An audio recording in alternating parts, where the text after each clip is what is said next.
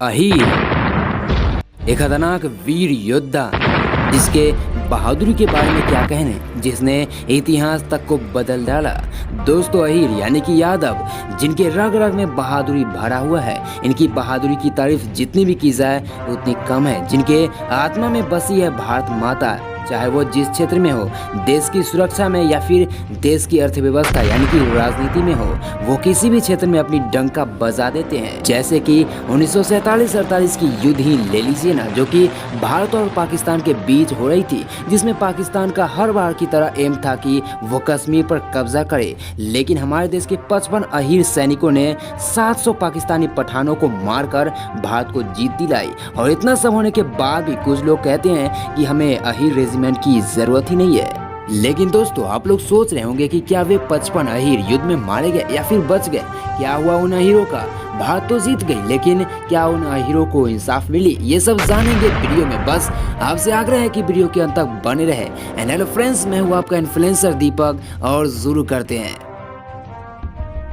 1947-48 का युद्ध हम पाकिस्तान से हार रहे थे और उन्होंने एक बड़े हिस्से पर कब्जा कर लिया था, जिसे आज पोक कहा जाता है। लेकिन 55 अहीरों ने कुछ ऐसा कर दिखाया था कि आज जो कश्मीर भारत के पास है ना, वो उन्हीं अहीरों के बदौलत है। दोस्तों, आज़ादी से पहले कश्मीर पर डोगरा राजा हरि सिंह जी का राज था। वहाँ उनकी अपनी पारंपरिक सेना थी, जो कि किसी भी मॉडर्न आर्मी से लड़ने में सक्षम नहीं थी। 3 नवंबर 1947 के दिन कुमाऊं की डी कंपनी बड़गाम में मेजर सोमनाथ के देखरेख में तैनात की गई थी, जिसमें मेजर को छोड़कर सभी सैनिक अहीर थे। दूर दूर तक राजा हरि सिंह जी के सेना के अलावा कोई और नहीं था मदद करने के लिए। पाकिस्तानी सेना के पठानों ने 700 से 800 की संख्या में हमला कर दिया। मेजर साहब ने अनुभवी हवलदार राम मामचंद जी से पूछा क्या करना है। दुश्मन 700 से 800 की तादाद में है और हेडक्वार्टर से तो पीछे हटने का आदेश है।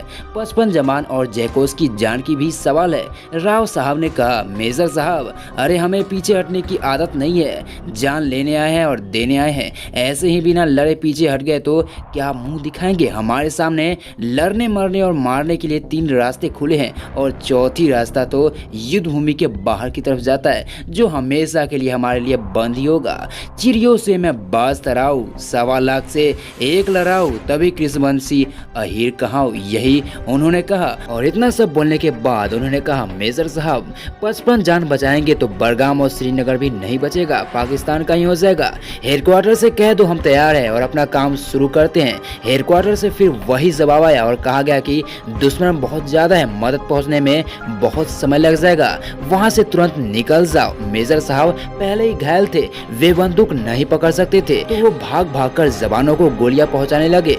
दुश्मन केवल 50 गज दूर था और उन्हें पता था कि उनके सामने मुट्ठी भर भारतीय सैनिक है।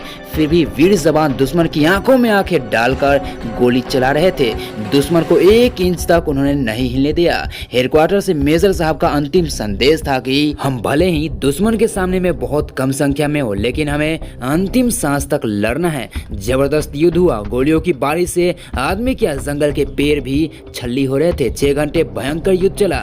700 के सामने 55 थे। गोलियां खत्म हो गई थी।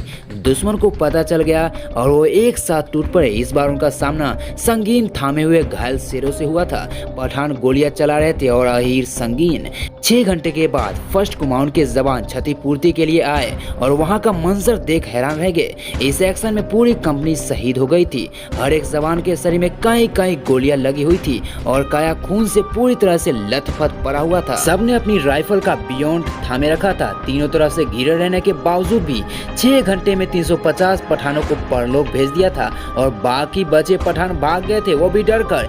एक भी आक्रमणकारी ऐसा नहीं था जिसे गोली ना लगी हो। मेजर सोमनाथ युद्ध के 10 मिनट पहले ही शहीद हो गए थे और उन्हें मरणोपरांत भारत का सर्वोच्च वीरता पुरस्कार परमवीर चक्र दिया गया था। परमवीर चक्र मेजर सोमनाथ की नजदीकी रिश्तेदार ने ही डिजाइन किया था और मेजर साहब इसके सबसे पहले प्राप्तकर्ता बने। वीर अहीरों ने जान देकर 2 बार कश्मीर का बहुत बड़ा हिस्सा दुश्मन से बचाया। 1948 में पाकिस्तान से और 1962 में चीन से रेजांगला युद्ध लड़कर तो दोस्तों न जाने कितनी बार अहीरों ने भारत माता के चरणों में खुद को समर्पित किया है। तो ऐसे में आप सभी को नहीं लगता कि अहीरों के सम्मान में अहीर रेजिमेंट बनना चाहिए?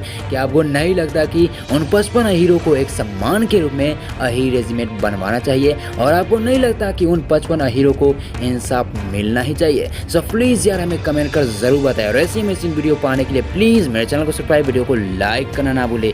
मिलते हैं आपसे अगली वीडियो में।